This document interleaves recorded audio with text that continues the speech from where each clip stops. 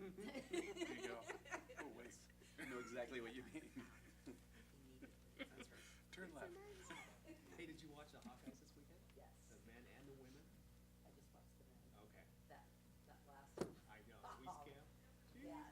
That was It was classic. like- I mean, their last two games where they haven't not played that stellar. They're just kind of No. okay.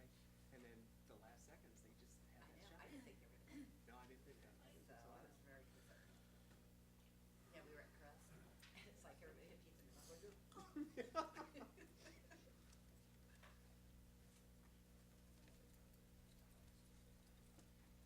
All right, this is worrisome again.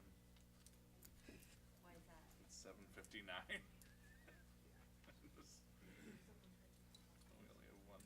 Oh, my.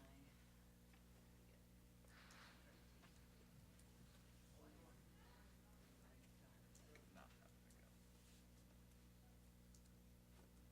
Good morning, how are you? Good, yourself? I'm good.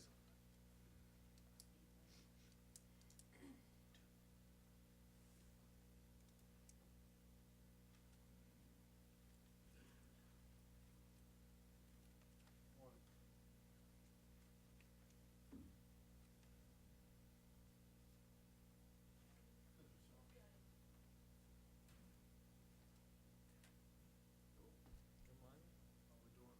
Are you better today? Oh, yeah, much better. Just, Good. antibiotics is a good thing. It sure is. Didn't know what it was, never got diagnosed. Wasn't a cold, wasn't a flu. I've got a friend in the hospital. He's 6'4", big guy. Yeah, Suddenly last week he woke up and couldn't move. So for like 10 days now they've been doing, they don't know what's wrong. oh, yeah? Starting to get scared. Yeah. Can't walk, can't sit up, they can't Oh, go yeah? to the bathroom, and they don't know what's wrong. Well, I know, you gotta take care of yourself. Sir, doing, how my are friend? you? Real good. Nice to see you. Yeah. Good morning. Madam, how are you? I am good.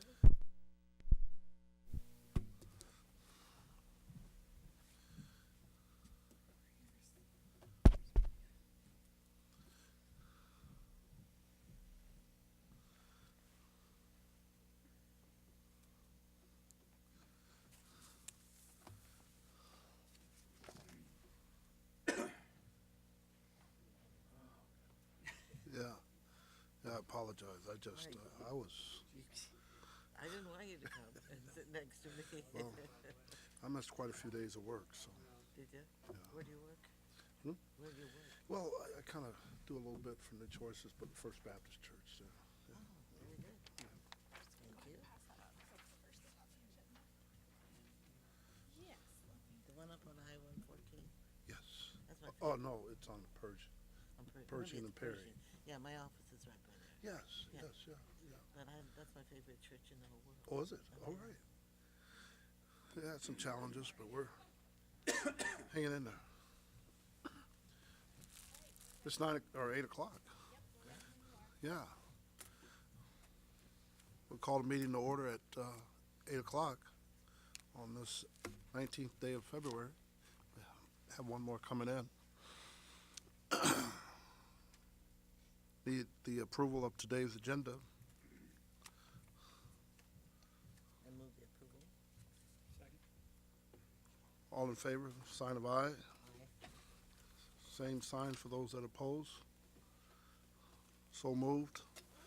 Now the approval of the minutes. I move the approval. Second. All in favor, sign of aye. Those that oppose, same sign.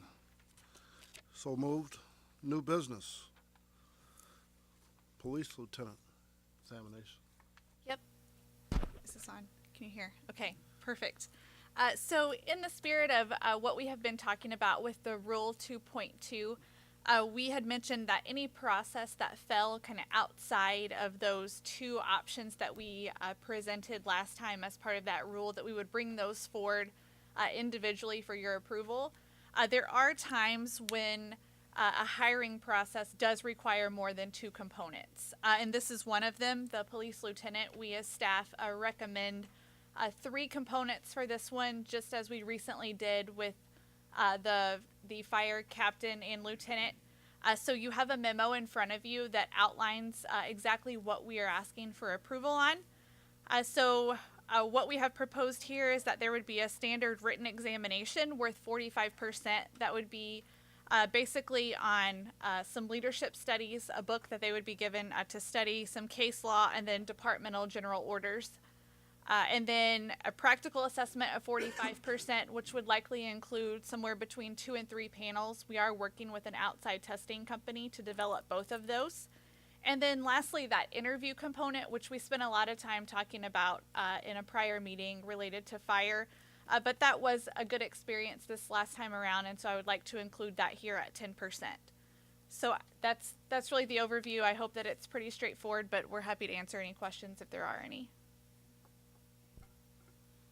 Any questions? Okay, And we would need could you do a vote on that? Yeah, thank you. Second? motion made, second, all in favor, sign of aye. Opposed, same sign. So moved. Old business, police officer recruitment process.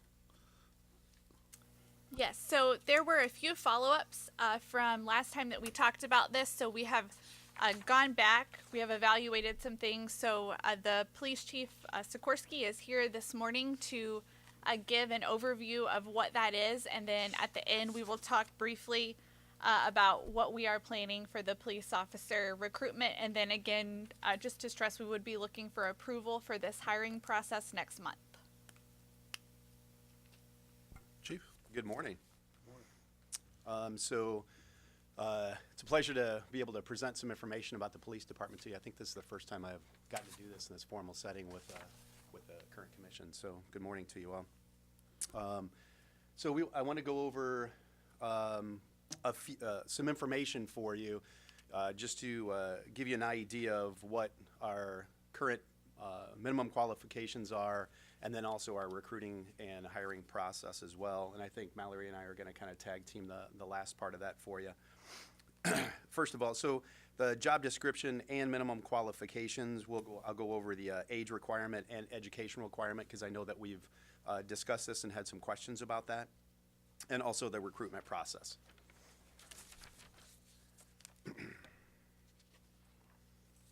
So just an idea of what the police department encompasses, and so you have 167 sworn police officers here in Davenport. We also have 23 non-sworn civilian employees at the agency. The other part that I wanted to go over as well, just to give you an idea that there are many eyes that scrutinize our policies, our procedures, and how we conduct business at the Davenport Police Department. One of them is the Commission on Accreditation for Law Enforcement Agencies. Last July, so just last July, Captain Emming and myself went to Michigan, and our agency was reaccredited for the 6th time. So what that means is 15 years of accreditation for this agency. And I just wanted to give you a little idea of what that actually encompasses. So following a multi-year self-assessment phase by our police department and a meticulous site-based assessment of community engagement, policy, procedures, equipment, and facilities by CALEA assessors. So they actually came on site to assess us. We went in front of a 21 member board of commissioners, Captain Emming and myself did, to really defend what we do and how we do it, and the findings from those on-site CALEA commissioners. We were reaccredited for the 6th time in July. Just a little bit about CALEA. So the Commission on Accreditation for Law Enforcement Agencies, it was created in 1979 as a credentialing authority through the joint efforts of law enforcement's major executive associations, that being the International Association of Police Chiefs, the National Organization of Black Law Enforcement Executives, National Sheriff's Association, and the Police Executive Research Forum, also known as PERF. And the purpose of CALIA's accreditation program is to improve the delivery of public safety services, primarily by maintaining a body of standards developed by public safety practitioners, covering a wide range of up-to-date public safety initiatives, establishing and administering an accreditation process, and recognizing professional excellence. So that's what the commission does. The goals of CALIA are as follows, and I think this is important just so you understand that we're looked at by CALIA and assessed by CALIA. So the goals of CALIA are to strengthen crime prevention and control capabilities, formalize essential management procedures, establish fair and non-discriminatory personnel practices, improve service delivery, solidify interagency cooperation and coordination, and increase community and staff confidence in the agency. So I think it's just important that there are other eyes looking at what we do and how we do it, including our standards, our recruiting process, and our hiring process. In addition to CALIA, we hired an outside agency, that being the Matrix Operation, to conduct an operational and staffing study of our agency. That was in 2017, 2018, and we got the results back from that study as well, and many recommendations from that study. That company also looked at our hiring, recruiting process as well. And the other thing that's important is in knowing that of where we are as an agency now, as compared to when I came on 30 years ago, much more professional now, and our standards are not minimum. We don't have minimum standards at this organization. We hold high standards, and we expect that out of our own people, but more importantly, the community expects that out of our employees as well. Perfect. All right.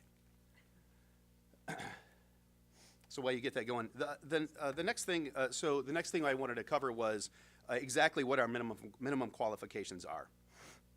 The first one is 21 years of age.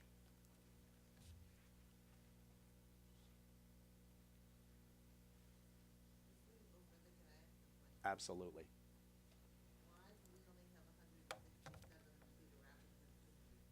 It's a really good question.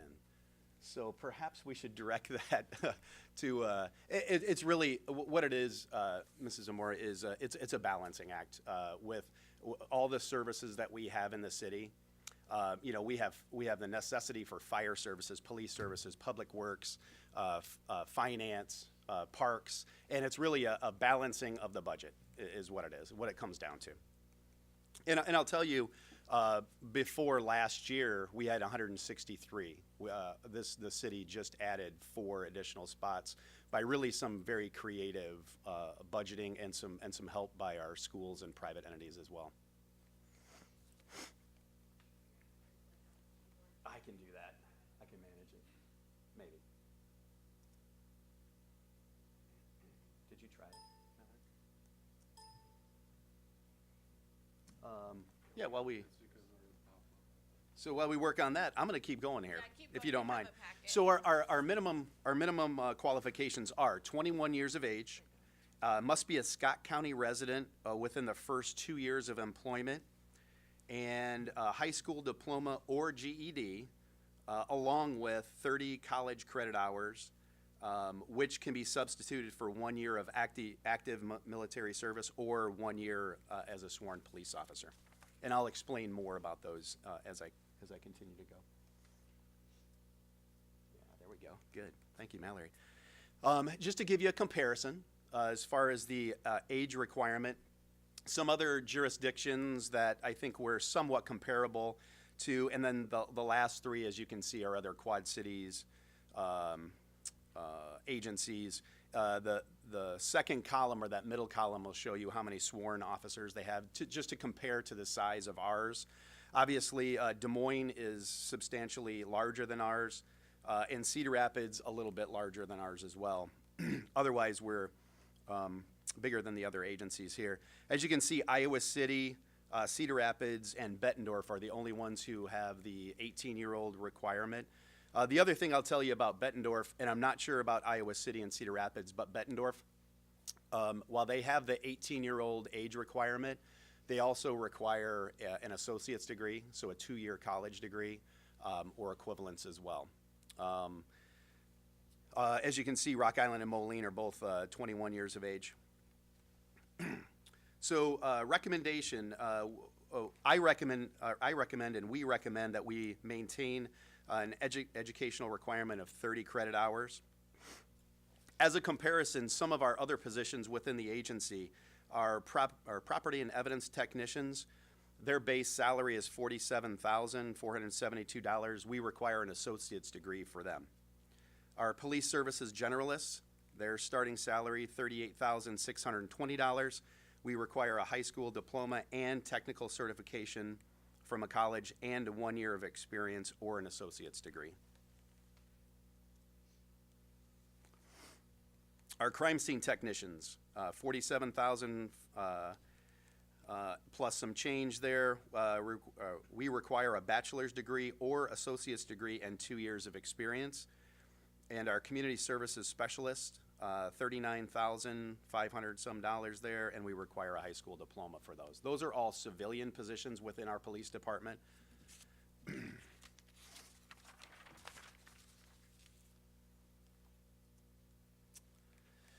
So it's the recommendation of the police department and me to maintain that a minimum age of 21 years of age. Yes, sir. Yes, sir. When you look at your personnel number, Yes. and you have 23 non-sworn, would this group fall into that non-sworn? Yes, sir. Yes. Thank you.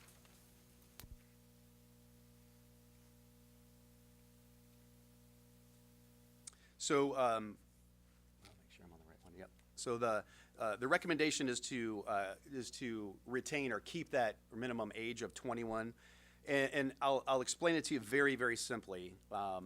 The position and the profession of police officer today is very, very complex. It requires independent and advanced decision making on a daily basis, as you can imagine. And also critical thinking skills is incredibly important. We expect our police officers, and they wear many hats within the community, and quite honestly, we expect a lot out of them. We have high expectations, customer service, community involvement, life experience is very important. I know all of you, I think some of you talked about that as well. Initiative and independent decision making.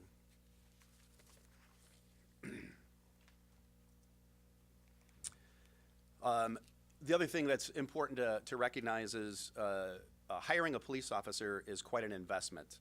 It's an investment by our department, by our city. The investment is over $100,000 per new police officer with a base wage of $56,063. That incentive package, and I think I've explained to you before, by the time we hire a police officer, it's about a year before they're on their own and actually doing the job. There's significant liability and risk to the city with police officers. And development between 18 and 21 years of age, that emotional and cognitive development, we just think is really important. In addressing the gap between 18 and 21. Mallory, are you going to take the next portion here then? Any questions for me? I mean, I'll be here if you have any when we're done too. All right, there's not a whole lot that I wanted to cover in this next section. I just gave it to you for reference since most of this was already presented by Scott at the last meeting. But I did just want to focus on the process overview, so what exactly we are proposing. We would hope to open this position mid-March and leave it open for about a month. After that, there would obviously be the physical ability test. We are looking to have 3 different dates and times for that, so hopefully our candidates will be able to make it to one of those. And then same thing on the written exam. So we've heard you loud and clear. We've also heard our candidates loud and clear that we want to make sure that there's a variety of different dates and times because we know that everybody has different working schedules. So looking to do that, and then the backgrounds and polygraphs, roundtable discussions, interviews, and then bringing this list to you for approval sometime, I think, late summer, early fall. Other than that, the rest is really just there for your information, other than I just want to focus quickly here on the recruitment tools. So obviously it is a goal to obtain a diverse and qualified pool of applicants. That's true of every process that we have, but particularly of the police officer. So we are looking to, for recruitment, to continue to do that on social media, work with our city communications team on what that might best look like, local media outlets, the applicant workshops. Those have been successful in the past, so we would continue that process forward. And then sending letters and notices to educational institutions within our area and region. Are there any questions on the process? Nope. Okay, thank you. Certification list, firefighters. Yes, and I'm actually going to come forward. So Courtney did have her baby. She is out on maternity leave now, so Christina and I will be tag teaming this presentation. She had a boy. And does anyone have pictures? Somewhere, I'll have to All right. Yeah, so we do have 11 lists today, so this has been a busy couple of months here for HR. So fire engineer, the 3 fire processes, Courtney worked really hard on these, did a great job, and then there were just a couple components left, so I helped her kind of close those out. So the fire engineer is the first promotional opportunity in the fire department. We did a written exam that was worth 30%, a practical exam worth 70%. And then we've added this time the salary information for you. And for the fire engineer, that's worth a 7% increase from their current rate of pay.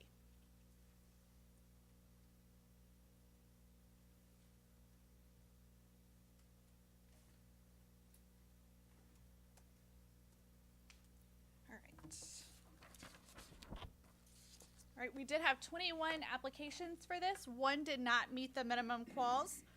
So 20 were invited to test. 5 passed and advanced on to the practical. And all 5 did pass the practical, which is actually a driving exercise through some different obstacles, and they're on a time frame there. So 5 are on the list for you today. We've also included the makeup of the list for you. It's in your packet, but you won't see it on this screen.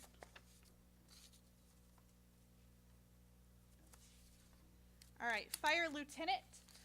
This is kind of the first management level promotion. It does require 1 year of completed service as an engineer. The written exam was worth 45%. The assessment center or practical was worth 45%. We added the interview component this time. That was worth 10%. And again, the salary would be commensurate with a 7% increase from their current rate.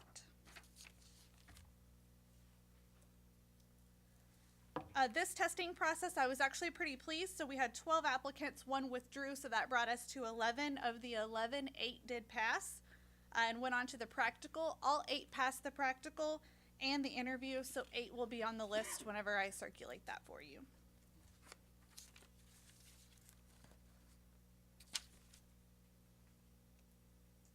All right, and then the fire captain. This does also require 1 year of completed service as a fire lieutenant. Written exam 45%, practical 45%, interview 10%, and then the salary 7% from the current rate of pay. Same thing with this one. Again, really pleased with this. 9 applicants of the 9, 7 passed the written, and then all 7 did pass both the practical and the interview, so 7 are on the list for you. And that will conclude the fire parts. I'm now going to turn it over to Christina to close this out, and I will start moving the list down for you to sign. Yeah. Currently, we have 11 on the floor working a 24-hour shift. We have 2 an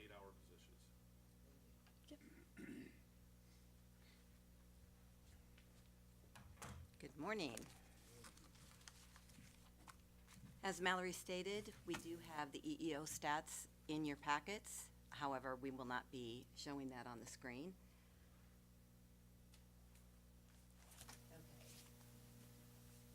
Okay, so the first list that I'm going to present to you today is Code Enforcement Officer 1. This is a position, it's an entry-level position. The written examination was all we did, so it was worth 100% of their points to get on the list. We did backgrounds on all the candidates that passed the written exam, and the candidates on the list are there for certification. The starting salary of this position is $35,996.69 annually. We thought we'd give you that information because you do ask that question a lot, and so we thought, well, we might as well go ahead and give that to you. We started out with 127 applicants for this position. 7 completed more than one application, so they came out of the process, and then 2 withdrew at the very beginning. So then we sent out to 118 people an invitation to take the written exam. With that, 55 did not schedule for the written exam. We did have dates scheduled for them so that they could decide what dates they wanted to come. And 18 that did schedule did not show for the exam. So we had a total of 43 that actually showed up for the exam, and out of that 43, 38 passed. We took 18 people to the backgrounds that passed, and then 1 failed the background. So with that, we have 17 people on the current list for certification.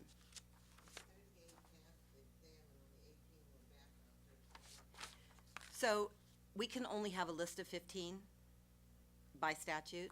So we don't take all 38 because the assumption is that out of the 18, we're going to have a list of 15. And then we did. One person didn't pass the background. And a lot of times that happens because they fail to respond to the mandatory background invitation.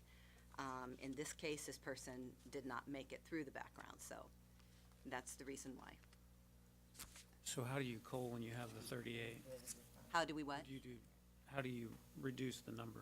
So the 38 would be taken at the top score. You'd take the top scores down. And in this case, there was a tie. So spots, I think 15, 16, 17, That's and correct. 18 all tied, which is why we took 18 to backgrounds. And that's how 17 ended up on the list when we can only have 15, is that if there's a tie, you take them all that are at that last spot. Any other questions? All right. We'll go on to senior clerk. Again, senior clerk is an entry-level position.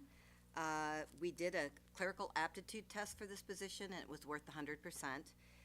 The top 15 candidates, a lot like the code enforcement officer, who qualified with the highest standing as a result of the examination, would be placed on the civil service list pending that they pass the background exam or background invitation and background check. We have this many for certification on the list, and the starting salary of this position is $35,996, same as code enforcement officer. We started out with 128 applications. 23 of the applicants were disqualified for not willing to relocate, or they completed more than one application, or they did not meet the minimum qualifications. 31 did not schedule for the written exam, date and time. We had 2 dates and times set up, and so they had an opportunity to schedule one of the 2. 14 people who scheduled didn't show. So we had 60 people show for the written exam. 16 passed from the written exam and moved to the background investigation. With that, we have 16 on the certification list. They all passed the background.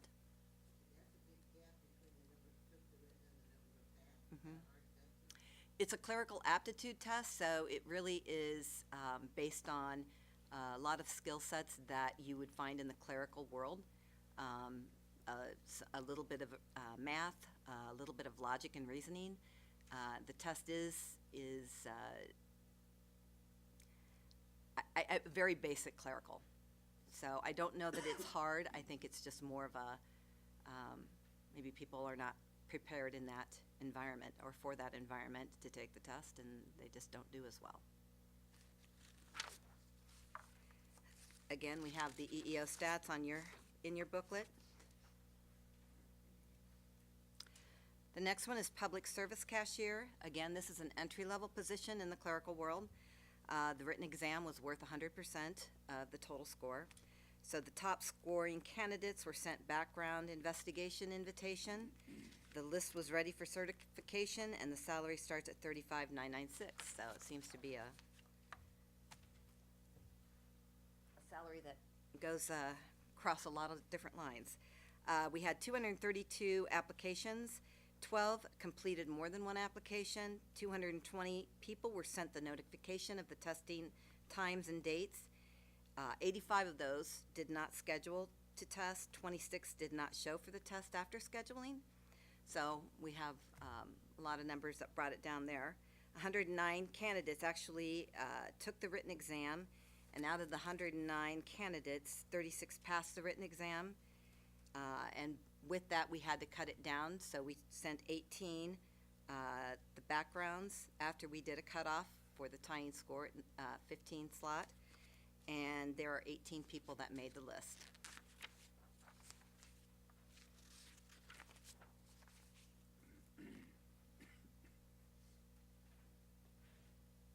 Any questions?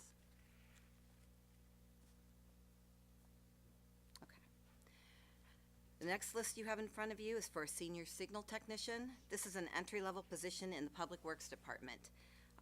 The written exam, again, on this one is worth 100% of the scoring. The background for all who pass the written exam will be sent an invitation. All passing the written and background will move to the list for certification, and the starting salary on this is $45,824.06 annually. We had 8 applications for this position. With that, 5 were disqualified from testing based on no relevant experience or they did not meet the minimum requirements. 3 ended up taking the written examination. 2 passed the written exam and moved to the background investigation, and then 2 candidates were put on the list for certification today, yes. Well, I will give you an exact. So, for one, I mean, they do install the traffic lights at the different traffic stops. They do the mechanical, technical work on those. They need to be able to maintain and repair the equipment. They replace the lamps in the equipment. They clean the, a lot of the lights and the lenses. Some of the work that they get called out for, they actually have to have a contractor come in because some of it is outside the scope of what they do. So, but they are the ones that take care of the lights at the intersections. Mm-hmm.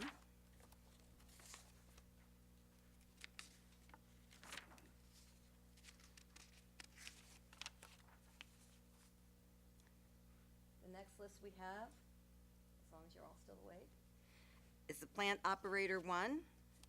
Again, this is an entry-level position. We gave a written mechanical aptitude exam for this. It was worth 100%.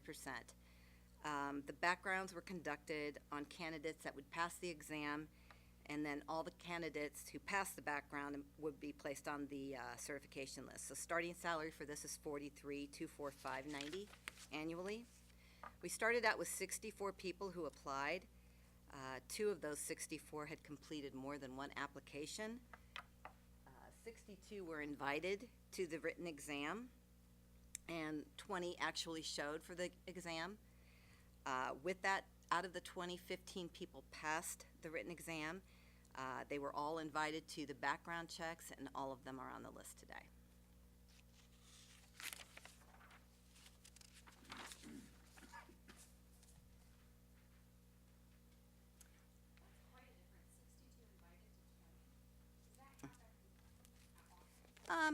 It can, I mean, weather conditions can change people coming, but a lot of times people will apply for positions simply for unemployment.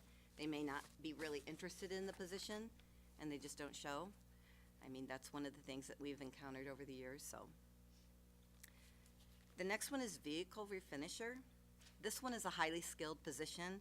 So when you look at the list and you see one person on there, that person was the only one qualified that actually applied for the position.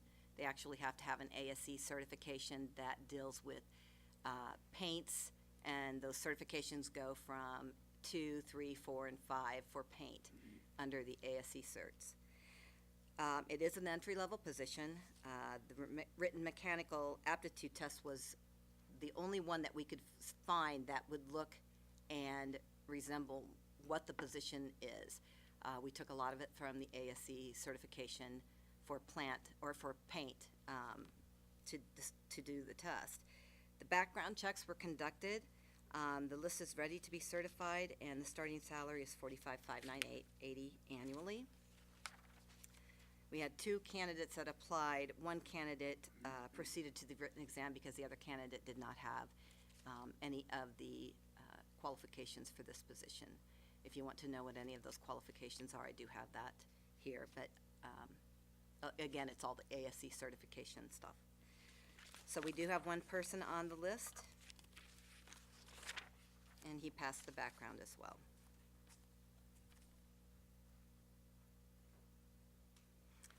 Next list, packer driver loader. So this is an entry-level position in the Public Works Department in solid waste. We gave the written examination. It was 100%. That's what it was worth, is 100% of the whole written side. Backgrounds were done on candidates passing the written examination. Then candidates that passed that background are on the list for certification. That starting salary is $42,342.56 annually. We have 51 applicants that applied for the position. Again, this position requires a CDL, Class B CDL with air brake endorsements. So a lot of people, if they don't have that, will not be able to go any further because they need to have that to start the job. It is a driving position. 51 applications were taken. 4 completed more than one application, and 47 people were invited to the written exam. 15 of those 47 that were invited participated in the written examination. Of that, 14 people passed and moved to the background investigation.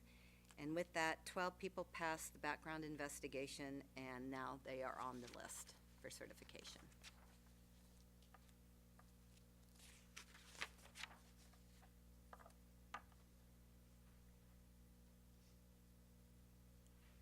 And then the last position is sewer equipment operator.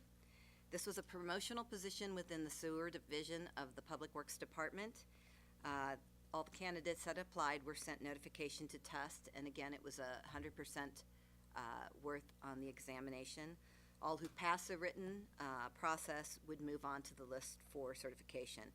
That starting salary is $40,742 through the $50,636. So this is a Teamster position, and Teamsters change their salary by longevity.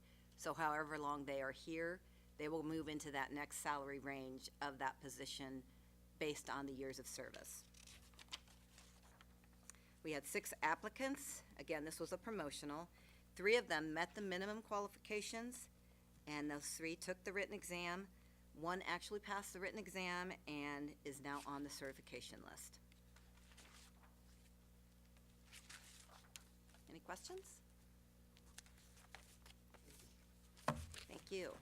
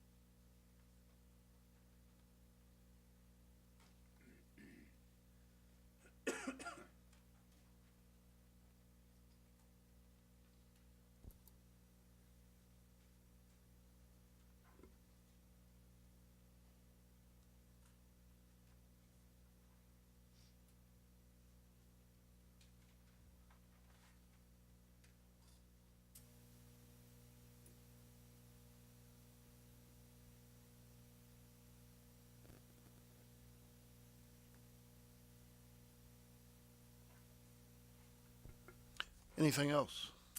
The only other thing that I have is at the last meeting, you did approve Rule 2.2, the update to that, and now I do have the official copy and just need it signed. So I will circulate that down the row here for signatures.